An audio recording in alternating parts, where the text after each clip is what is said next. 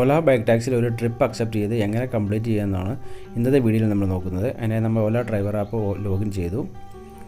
നമുക്ക് first trip കിട്ടിയിരിക്കുന്നത് JNU ക്യാമ്പസിൽ നിന്ന് സാക്കേതിലേക്കാണ്. 62 ട്രിപ്പ് അക്സെപ്റ്റ് ചെയ്യുമ്പോൾ നമുക്ക് കസ്റ്റമർ ലൊക്കേഷൻ ഓട്ടോമാറ്റിക്കലി ഓപ്പൺ ആയി വരും.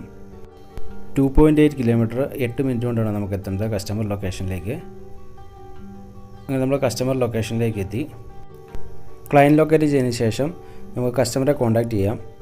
ആദ്യം മെസ്സേജ് അയച്ച് ഇൻഫോം ചെയ്തതിന് ശേഷം റിപ്ലൈ ഇല്ലെങ്കിൽ നമുക്ക് കോൾ ചെയ്ത് ഇൻഫോം ചെയ്യാം.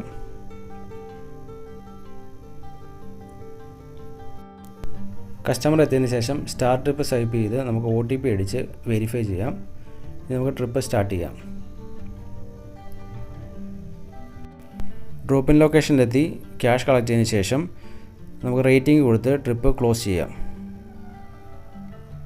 4 കിലോമീറ്ററിന് 61 രൂപയാണ് ഈ ഒരു ട്രിപ്പിൽ നമുക്ക് കിട്ടിയിരിക്കുന്നത്.